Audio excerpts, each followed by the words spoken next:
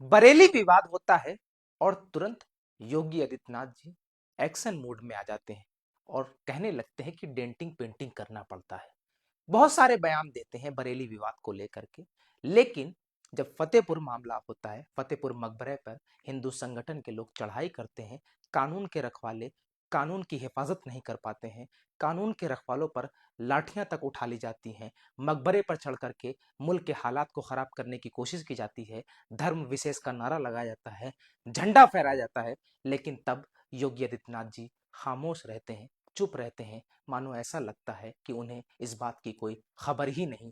लेकिन जैसे ही बरेली विवाद होता है आई लव मोहम्मद सल्लल्लाहु अलैहि वसल्लम के पोस्टर को लेकर के, तो योगी आदित्यनाथ जी खुले तौर पर एक्शन मूड में नजर आते हैं। इस पूरे मामले में उन तमाम लोगों ने तो कुछ नहीं बोला, लेकिन असदुद्दीन ओवैसी साहब ने बहुत कुछ बोल दिया।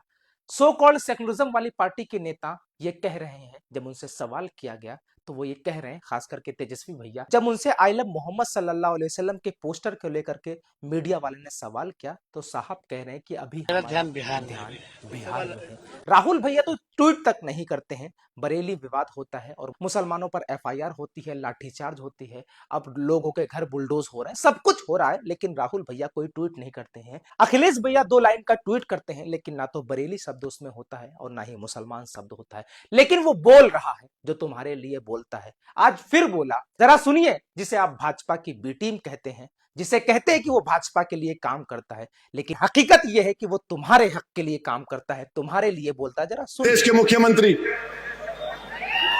बरेली के वाकया हुआ, बरेली का वाकया हुआ तो बोले हम सिखा दिए वो करे।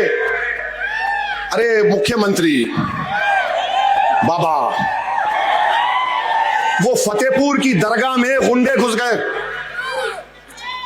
एक वली की दरगाह में गुंडे घुसकर दरगाह को, खबर को लाठियों से मार रहे थे। आपकी मुंह में जबान नहीं हिली? खाली बरेली में क्या हुआ वो याद रहा आपको? फतेहपुर की दरगाह का याद नहीं आया बाबा आपको? उस पर भी कुछ बोल देते, नहीं बोले क्योंकि मारने वाले इनके मित्रों थे। अजीब मामला है, दोहरा रवैया, दोहरा रवैया का यही तो हमारा गुस्सा है। वो दरगाह पे हमला हुआ कुछ नहीं, वो बरेली में हुआ वाह मैं ऐसा कर दूंगा, मैं वो कर दूंगा। एक बात याद रखो, दुनिया जब तक कायम रहेगी अल्लाह के हुक्म से, हम कट जाएं मर जाएं मगर कभी खत्म होने वाले नहीं हम इंशाअल्लाह ताला। हम कट जाएंगे, तुम्हारी गोलियों का शिकार हो जाएंगे, तुम्हारे तशद्दुद की वजह से हमारे घर बार जल जाएंगे, मगर खत्म होने वाले नहीं है, याद रखो।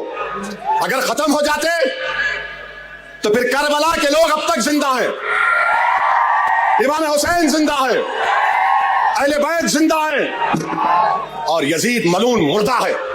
जुल्म करने वाले खत्म हो जाते और हक का परचम उठाने वाले अल्लाह उनके नाम को जिंदा रखता। तो आपको हमको डरने की जरूरत नहीं है। फिरौन भी बड़ा दावा करता था कि मेरी हुकूमत है, नमरूद भी बड़ा दावा करता था मेरी हुकूमत है, मैं आग में इब्राहिम को डाल दूंगा। दुनिया ने देख लिया कि नमरूद की हुकूमत खत्म हुई, फिरौन की हुकूमत खत्म हुई, यजीद पलीत खत्म हो गया। ये जुल्म करने वालों की थोड़े दिन बाकी है, अल्लाह जानता।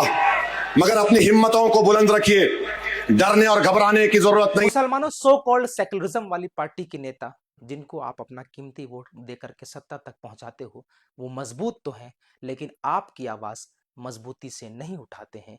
आज वो खामोश हैं, वो चुप हैं, लेकिन बोल वही रहा है जिसे आप भाजपा की बी टीम कहते हैं। हकीकत में रहनुमा आपका यही है। आप इस वीडियो को शेयर कीजिएगा और कमेंट पे अपनी राय जरूर दीजिएगा।